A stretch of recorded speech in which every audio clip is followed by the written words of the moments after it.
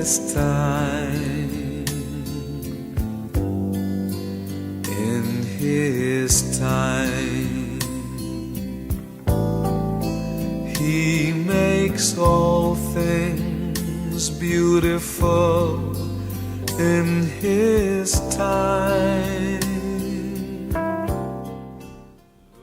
Muzina la Tate ndi la Mwana ndi la Mzimu Woyera. Amen. Ambuye akhale nanu. Abale ndikulandirani ku programu yathu ya Tiyankhuleni Ambuye la Mulungu 17 pachaka. Ndipo lero mawu a Mulungu amachokera mawu oyamba Genesis chapter 18 verse 20 mpaka 32. Mawu a chiwiri Akolosi chapter 2 verse 12 mpaka 14. Ndipo mtenga wabwino Luka 11 kuyambira verse 1 mpaka 13.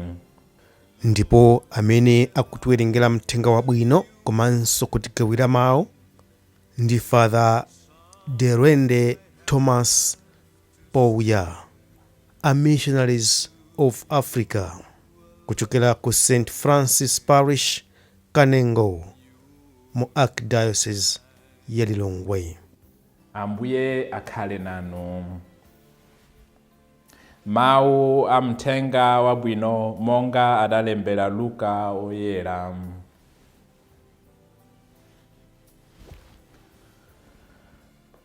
Nthawi ina Yesu ankapemphera pamalo pena, pamene adatsiriza wophunzira wake wina adampempha kuti, Ambuye tiphunzitseni kupemphera monga Yohane Mbatizi adaphunzitsira ophunzira ake. Yesu adati, pamene mukupemphera muziti, Atate, dzina lanu lilemekezedwe, ufumu wanu udze, mutipatse ife tsiku lililonse chakudya chathu cha masiku onse. Mutikhululukire ife machimo athu, pakuti ifenso timakhululukira aliyense wotilakwira. Ndipo musalole kuti tigwe mzotiyesa. Adawusanso kuti, tangoganizani, wina mwa inu ali ndi bwenzi lake nkupita ku nyumba yake pakati pa usiku na kumuuza kuti, iwe mzanga, kodi ungakhale ndi buledi mtatu? Kwafika bwenzi langa ali pa ulendo, ndipo ndilibe choti ndingampatse. Koma wamnyumbayo nkuyankha kuti, usandivute, ndatseka kale pa khomo, ndipo ine ndi ana anga tagona. Sindingadzukenso kuti ndikupatse bulediyo. Ndithu ndikunenetsa kuti adzauka nkumpatsa, usati chifukwa ndi bwenzi lake, koma chifukwa cha khama la wopempha uja. Ndipo adzampatsa zonse zimene akusowa. Motero ndikukuwuzani kuti, pemphani ndipo adzakupatsani, funafunani ndipo mudzapeza, gogodani ndipo adzakutsegulirani. Paja munthu amene amapempha ndiye amalandira, amene amafunafuna ndiye amapeza, ndipo amene amagogoda ndiye amamtsegulira. Ndani mwa atatenu mwana wake atampempha nsomba iye kumpatsa njoka?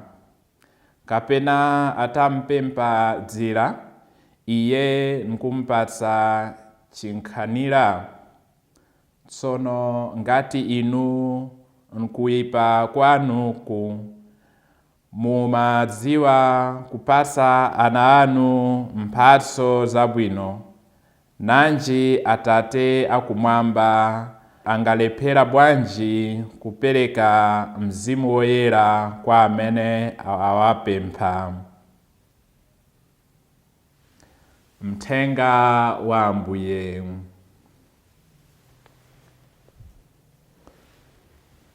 Lero ophunzira a Yesu akupempha kwa Yesu aphunzitsi awo kuti awaphunzitse kupemphera. Ndipo ophunzira amenewa adaona kuti ophunzira a Yohane Mbatizi amadziwa kupemphera, ndipo anaphunzira kuchokera kwa bwana awo Yohane. Iwonso akufuna kuti Yesu awaphunzitse. Ife ngati anthu nthawi zina tikuona zabwino ku anthu ena, ndipo tikutengapo ngati kalimidwe kafodya, kapena taona kuti munthu wina amanga nyumba yabwino, tikufunsa kuti adamanga bwanji, kuti nafenso titenge chitsanzo kwa iye. Ophunzira a Yesu adachita chimodzimodzi. Adaona kuti ophunzira a Yohane akutha kupemphera, iwonso akufuna kuti adziwe kupemphera. N'chifukwa chake adapempha Yesu kuti aphunzitse. Ndipo Yesu adaphunzitsa ndithu kupemphera. Ndipo pemphero limene Yesu adawaphunzitsa ndipo pemphero la Atate athu ali mmwamba.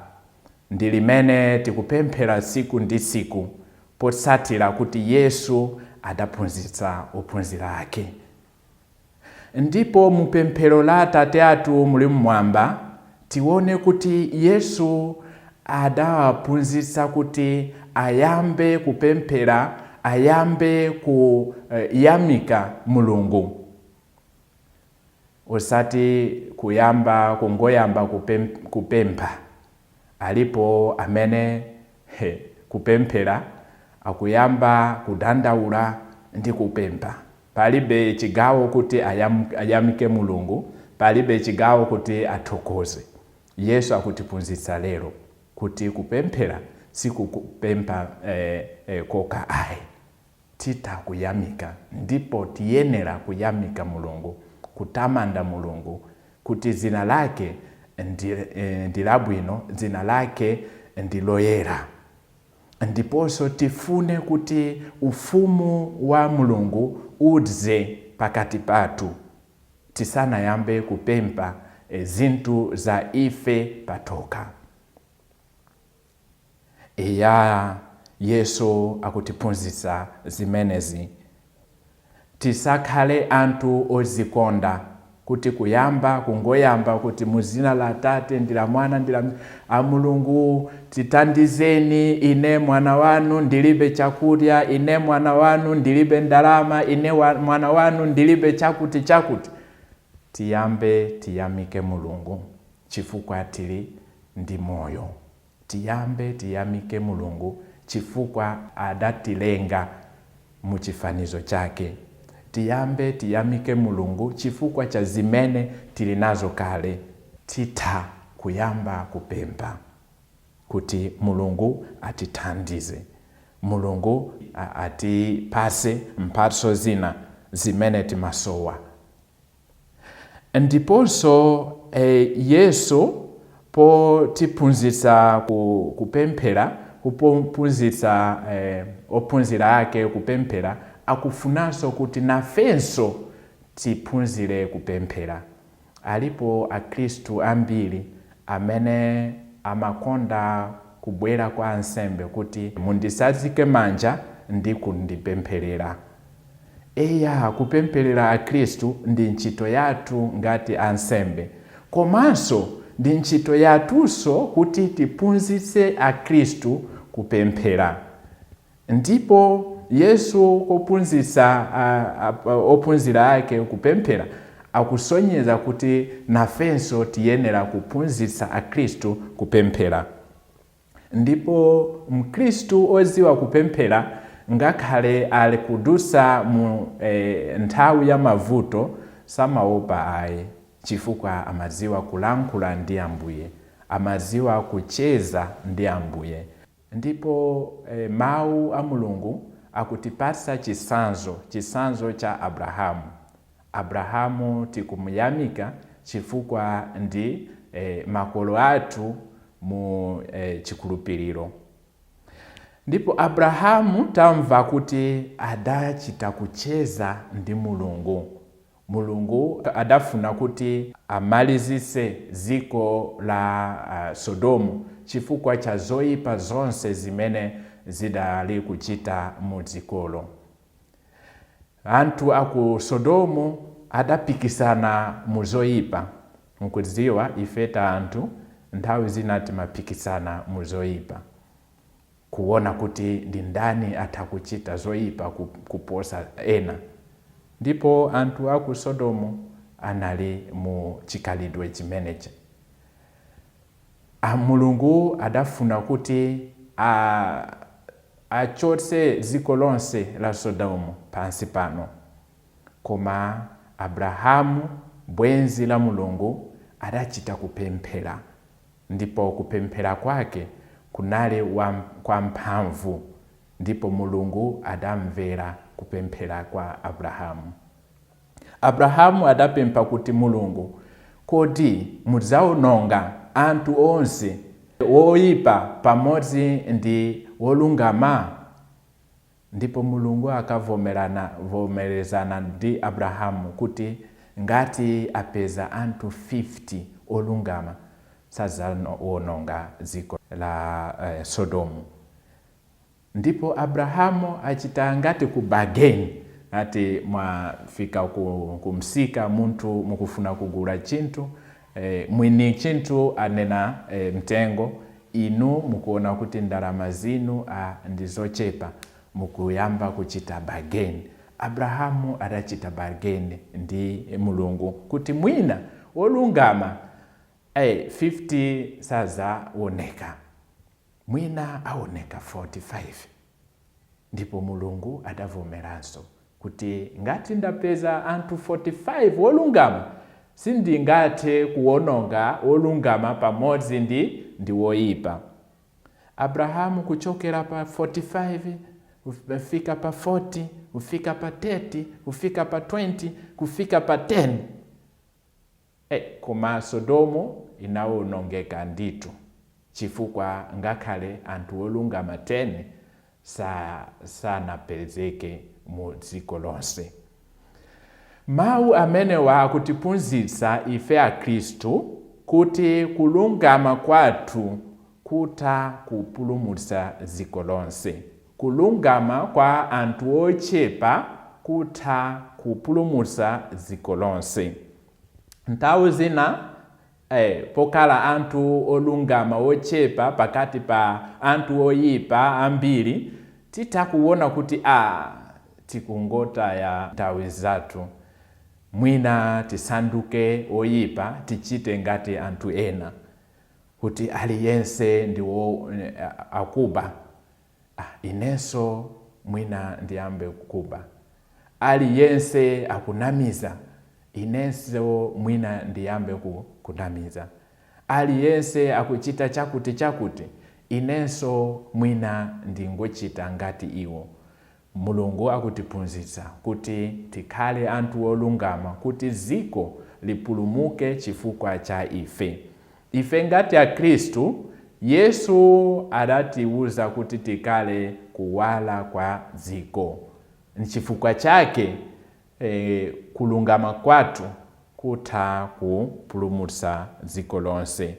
Akhristu anzanga, tiyeni tikonde chikhulupiriro chathu, tiyeni tikonde Mulungu, ndiponso tipemphe kwa Mulungu, tipemphere kwa Mulungu ngati monga momwe adapempherera Abrahamu.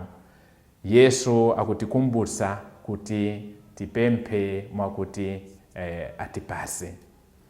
tigogode kuti atisegulire, tifunefune kuti tipeze, kusonyeza kuti Mulungu akutithandiza koma kufuna kuti nafenso tipange step, titiyese, nafenso tisonyeze kuti tikufuna nditu. Amene akufuna ndiye akupeza. Muzina la Atate, ndi la Mwana, ndi la Mzimu Woyera. Amen. In your time, you make all things beautiful. In